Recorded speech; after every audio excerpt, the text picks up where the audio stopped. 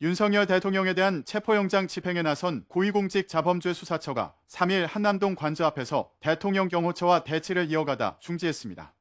수사관들은 박종준 경호처장에게 체포 및 수색영장을 제시하고 협조를 요청했지만 박 처장은 경호법과 경호구역을 이유로 수색을 불허한다는 입장을 보였습니다.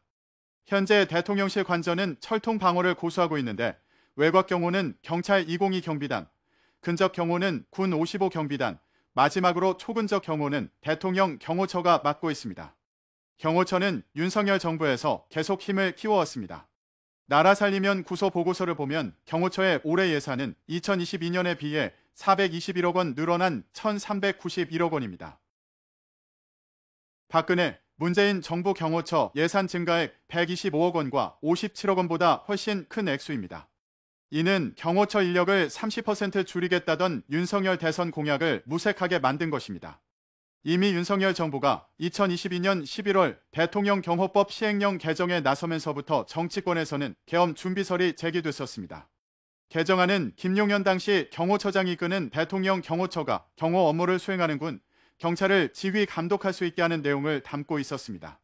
개정안대로라면 경호처장은 경호처 요원 7대 겸용과 경찰 1,300명, 군병력 1,000명 등 모두 3,000여 명을 자신의 지휘권 아래 거느리게 됩니다.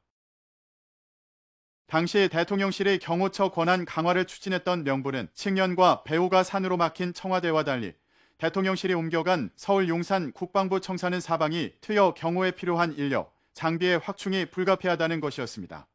그러나 유시 시절인 1976년부터 4년간만 존재했던 경호처의 타기관 지휘, 감독권 부활 시도는 논란을 불러왔고 보류됐다가 2023년 5월 지휘, 감독 대신 관계기관의 장과 협의한다는 문구를 넣어 수정된 채로 국무회의를 통과했습니다. 박정희 정부의 차지철 경호실장, 전두환 정부의 장세동 경호실장 등 과거 군사정부 시절 대통령 경호 기능은 막강했습니다.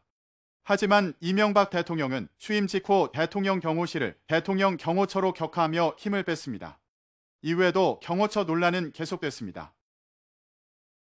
정부는 지난해 10월 경호처장에게 신원조사 권한을 추가하는 방향으로 법령을 개정하겠다고 입법 예고했습니다.